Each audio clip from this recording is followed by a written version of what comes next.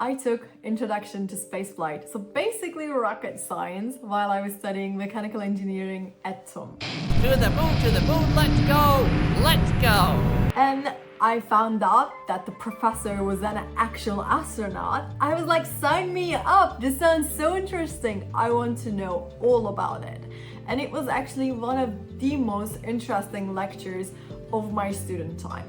Thing I've learned from his lectures is the difference between complicated and complex. And I apply that during my life, actually, during my work as well. Because if the astronaut teacher says rocket science is not complex, it's only complicated, think about how you use the word in your daily life.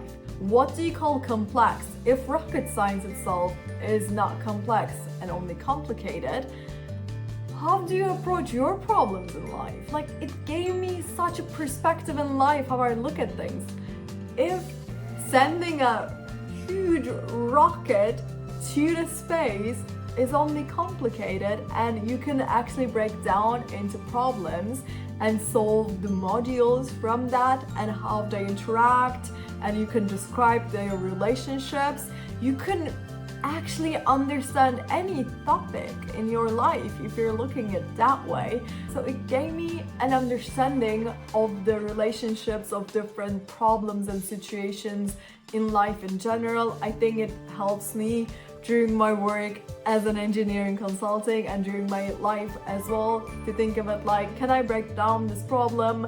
How the problems correlate to each other? And it is only complicated when I think of it that way. We can always break it down and look at the detail, and as long as we have a good overview, it's not complex, it's only complicated. His first lecture in the semester was one of the fullest lecture halls I've ever been in. People were literally sitting on the floor, standing up for more than a few hours just to listen to his lecture. It was so full, and he insisted in staying in the same lecture hall because his arguments were, first of all, there is not enough space for space flight for every one of you. It is a competitive space, so you have to learn either to stick with it, with all the problems and challenges and issues coming your way, and if you cannot deal with this classroom, you shouldn't even be here.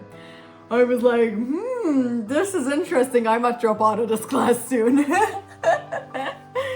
And the second thing he said, you probably will drop out of this class, so why bother getting a bigger lecture hall where people actually could use the space? And then he started with one of the most useful lectures during my university time, career paths for an engineer. I didn't know about this. None of the professors talked about it. They just talked about their subject, but they didn't give guidance for our careers in the future. If you want me to do a full video about his first lecture, the career paths for engineers, let me know, that I can shoot another video. Moving on to his lectures.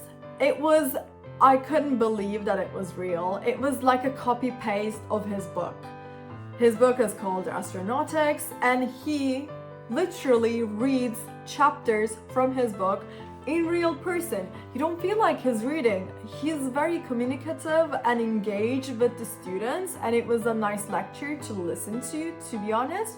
But one time I wasn't able to attend his lectures and I actually started to read one of the chapters in his book. It was the same as the lecture. So you can get the same education learning about rocket science from an astronaut based on his book. So it was so amazing to me to realize I can actually learn a lot by reading books rather than attending lectures, and I was faster with reading books than listening people talk about stuff. Highlight during my studies around spaceflight was a guest lecture from Samantha Cristoforetti. Back then, she had the longest space flight as a woman to her name. She showed us a lot of pictures from the space, looking at the Earth, and shared some of her experience. How do you actually live in the space station, and how do they eat, what do they wear, how do they shower? It was all so different because they have zero gravity. I felt so proud that I actually studied the same thing as this amazing woman who went to space for so many months. And you can sense that she was so effective at communicating. She spoke, I think, 7 languages, and she was so smart and understanding topics. It was just fast. When someone asked questions, her response was amazing, switching between different languages, explaining different concepts so easily that we would understand. Space biochemistry, I found it fascinating to learn from this kind of great people who made a mark in the world's history.